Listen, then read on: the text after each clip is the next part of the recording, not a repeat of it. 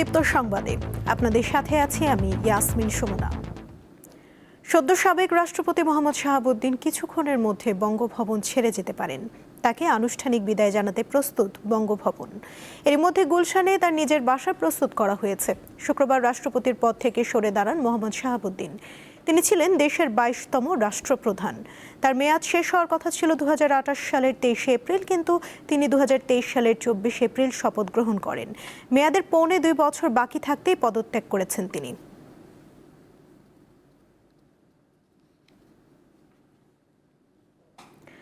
বঙ্গভবনের সামনে রয়েছেন সহকর্মী শিউলি শবনম। তিনি যোগ দিচ্ছেন সেখানকার খবর নিয়ে। শিউলি, সাবেক রাষ্ট্রপতিকে বিদায় জানাতে বঙ্গভবনে কি আনুষ্ঠানিকতা দেখছেন জানাবেন।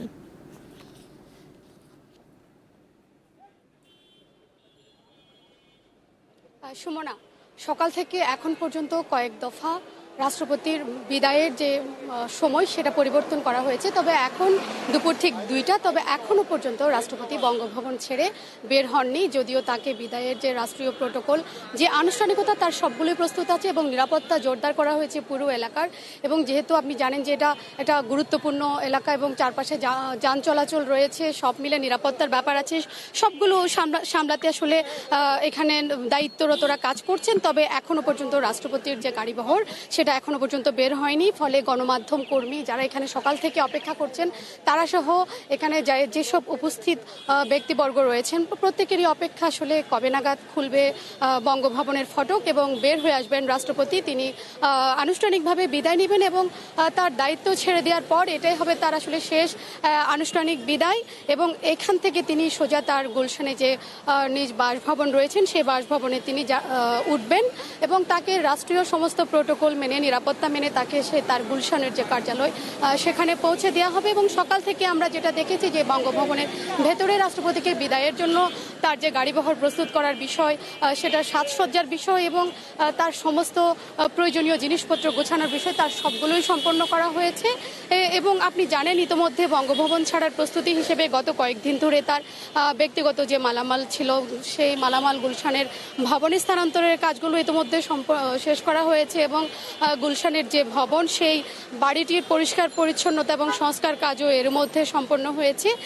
এবং সুমনা, আপনি নিশ্চয়ই জানেন যে গত শুক্রবার তিনি তার শারীরিক অসুস্থতার কারণ দেখিয়ে রাষ্ট্রপতির পদ থেকে অব্যাহতি নেন, অর্থাৎ পদত্যাগ করেন এবং আনুষ্ঠানিকভাবে তার আজকেই বঙ্গভবন ছেড়ে যাওয়ার কথা এবং সেই প্রস্তুতিই চলছে সকাল থেকে মূলত। এবং যে কোনো সময় বঙ্গভবন ছেড়ে তিনি বের হবেন। এবং আপনাকে একটু জানিয়ে রাখি যে যেহেতু তিনি শারীরিক অসুস্থতার কারণ দেখিয়ে তার রাষ্ট্রপতি পদ থেকে পদত্যাগ করেছেন এবং চিকিৎসকরা সেই অনুযায়ী তাকে আসলে তার শারীরিক যে অবস্থার অবনতি সেটা কাটাতে তাকে সিঙ্গাপুর অথবা ব্যাংককে তার চিকিৎসা নেওয়ার জন্য তারা পরামর্শ দিয়েছেন। সে অনুযায়ী রাষ্ট্রপতি পদত্যাগ করার পর, অর্থাৎ তিনি তার গুলশানের বাসভবনে ওঠার পর তিনি বিদেশে তার চিকিৎসা নেওয়ার বিষয়টি সম্পন্ন করতে তার বিদেশ যাওয়ার কথাও রয়েছে, সেটা আমরা প্রাথমিক সূত্রে জানতে পেরেছি।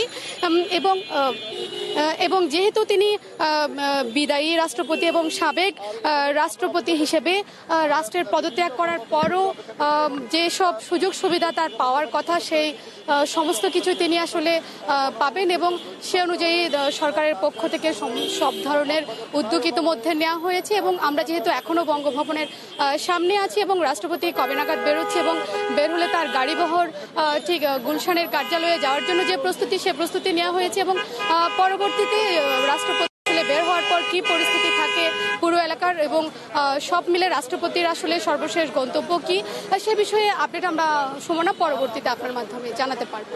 এই ছিল এখান থেকে সর্বশেষ। শিউলি, ধন্যবাদ আপনাকে।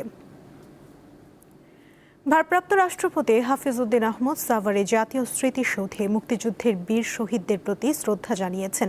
বেলা 11:30টার দিকে তিনি স্মৃতিসৌধে পৌঁছান।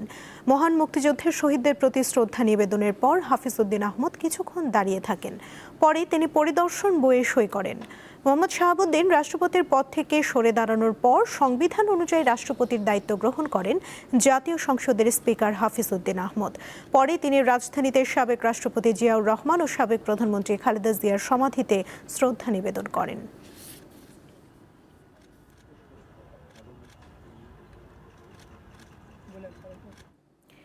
সেনা সদর নির্বাচনী পর্ষদ 2026-এর উদ্বোধন করেছেন প্রধানমন্ত্রী তারেক রহমান। সকালে সেনাবাহিনীর সদর দপ্তরে আয়োজিত অনুষ্ঠানে কর্নেল ও লেফটেন্যান্ট কর্নেল পদবীর যোগ্য কর্মকর্তাদের পরবর্তী পদোন্নতির জন্য বিবেচনায় আনার কার্যক্রম শুরু হয়। অনুষ্ঠানে প্রধানমন্ত্রী বলেন, পদোন্নতি একটি গুরুত্বপূর্ণ প্রাতিষ্ঠানিক প্রক্রিয়া, তাই এক্ষেত্রে কোনো ধরনের ব্যক্তিগত বা রাজনৈতিক বিবেচনার সুযোগ নেই।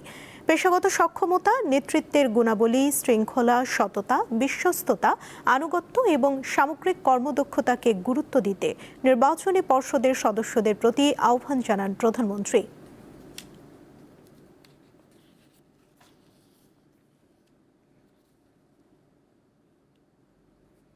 আগামী 28 জুলাই বিশ্ব প্রকৃতি সংরক্ষণ দিবস। প্রাকৃতিক সম্পদ সংরক্ষণ, উদ্ভিদ ও প্রাণী জগতের সুরক্ষা, জীববৈচিত্র্য হ্রাস ও দূষণের মতো পরিবেশগত হুমকি সম্পর্কে সচেতনতা বাড়াতে এই দিনটি পালন করা হয়। বাংলাদেশের প্রাণ প্রকৃতি নিয়ে দীপ্ত সংবাদ ধারাবাহিক প্রতিবেদন প্রচার করছে। যত্রতত্র ময়লা আবর্জনা ফেলার কারণে কিভাবে জমির উর্বরতা নষ্ট হচ্ছে, আজ থাকছে এই নিয়ে প্রতিবেদন।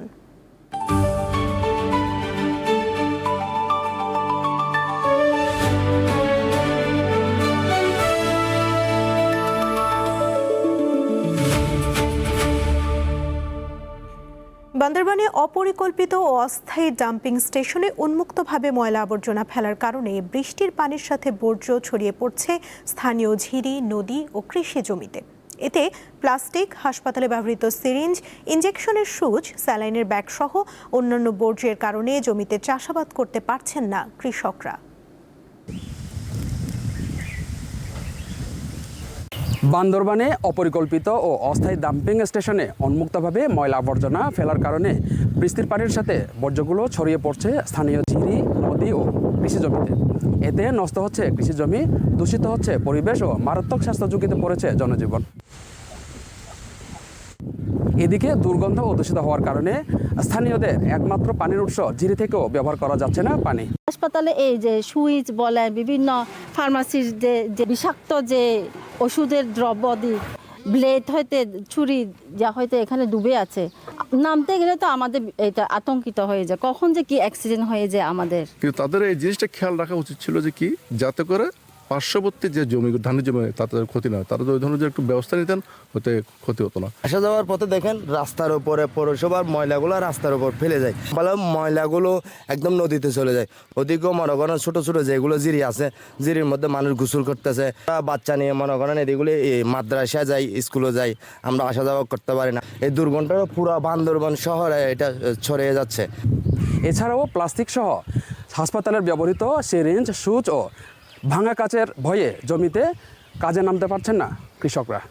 পৌরসভা ময়লাগুলো সব ওইখানে স্থায়ী আটকানো, ওনারা কোনো কিছু করেন নাই। বৃষ্টি হলে এভাবেই আছে, কিন্তু এবারে যে পরিমাণ আসছে, এটা তো আর চাষ করার মতো না। এটা যদিও পৌরসভা থেকে হয়েছে, কিন্তু সমস্যাটা হয়েছে পৌরসভার বাইরে গিয়ে। তো ওখানে কর্মচারী হিসেবে আমি যেতে পারি না, প্রথমত আমি যেতে পারি না।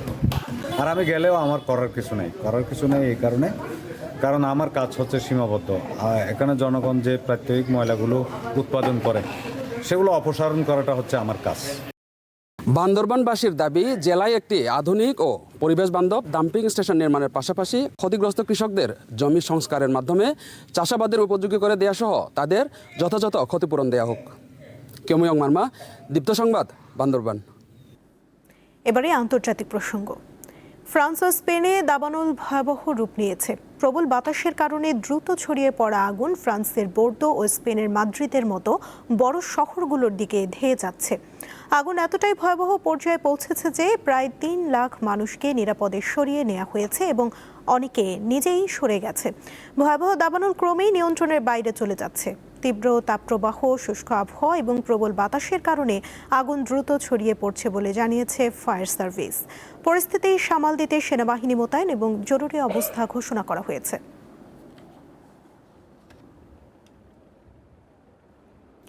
ফিলিস্তিনের অবরুদ্ধ গাজা উপত্যকায় ইসরায়েলি বিমান হামলায় পুলিশ বাহিনীর প্রধান সহ 6 জন প্রাণ হারিয়েছেন।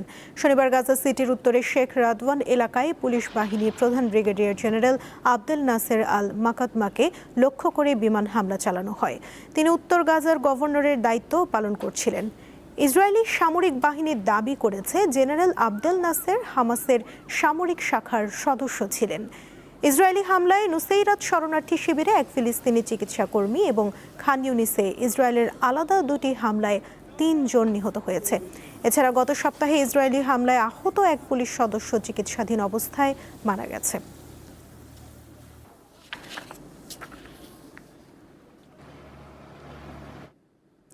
এই ছিল এখনকার মতো। পরবর্তী সংবাদ বিকেল 5টায় দেখার আমন্ত্রণ রইল। এছাড়া আরও তথ্য পেতে যুক্ত থাকুন দীপ্ত ডিজিটাল প্ল্যাটফর্মের সাথে। ধন্যবাদ সবাইকে।